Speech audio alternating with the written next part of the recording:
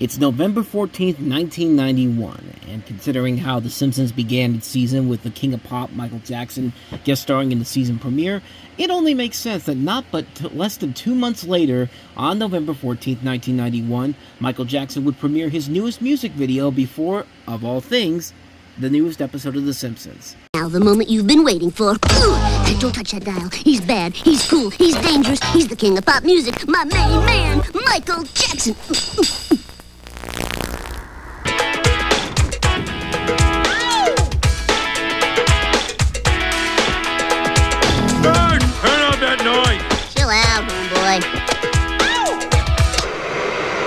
And of course, The Simpsons have to show up at the end of the music video too, because, hey, we gotta remind you that there's a new episode of The Simpsons coming up after this, so. But yeah, I thought that was kind of cool to see that. And apparently Fox had a lot of those specials back in the day revolving around Michael Jackson, whether it be a concert or when they would be premiering one of their his new music videos. I mean, Fox was uncharted territory back then.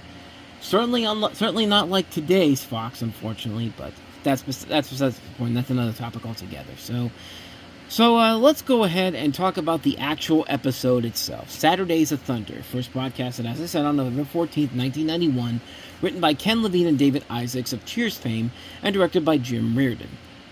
In the episode, after taking a fatherhood quiz, Homer realizes that he knows nothing about Bart, and in the result strives to be a better father after learning that Bart is one of the racers in the Soapbox Derby. Their entry is not very good, so Bart decides to drive Martin Prince's much nicer racer, and Homer is at first devastated, but decides that he must be a good father and support Bart. Bart later goes on to win the race, and I thought it was enough for you, but that's it. The episode is actually inspired by a line in Itchy and Scratchy and Marge, where Bart says he's going to build a soapbox racer. And what makes this episode interesting is the fact that it's a Homer Bart story about how Homer tries to be a better father to Bart, something that really has not been done in an expanded format since the Tracy Ullman shorts, and this is the first time it's happened in this episode. I mean, yeah, Homer tried to help Bart in both Bart the General and Bart the Daredevil briefly, but it never got to the point where he's helping him out in the situation on the level of how he helps Lisa out in several episodes that we've already looked at. Moaning Lisa's substitute, or hell, even the last episode we looked at, Lisa's pony. And the writers do a pretty good job of presenting that story in a way that we can actually believe this is how something like this would happen. Also, yes, let's get the elephant out of the room. Homer's taking advice from Bill Cosby's book, Fatherhood of All Things, which, yeah, that is now more awkward now than ever. So let's just get that out of the way. But, you know, one of the other things that actually makes this episode great is because it just has some funny-ass moments all throughout the episode. I mean, Martin crashing his car into the boxes, and I know it sounds cruel, but there's just something so funny about watching Martin scream bloody murder as he runs out a la Ricky Bobby on fire.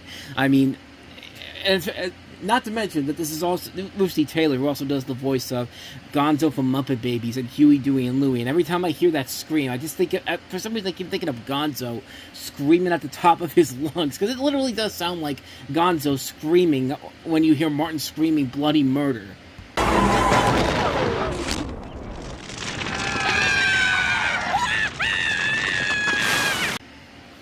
Does that make me a horrible person? Maybe, but then again, that's 28% evil coming out of me.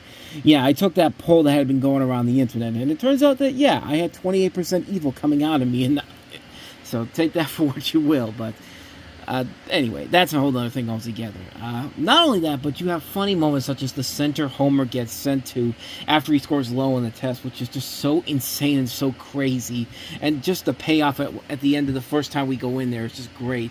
And then, of course, you got the continuation of the McBain clip, which, of course, follows up from the last time we saw him in The Way We Was, where, you know, McBain's partner gets gunned down just before retirement, and McBain has that great line, Mendoza!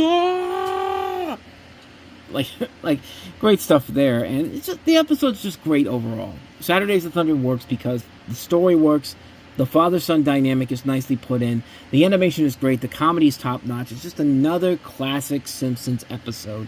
Definitely worth the watch.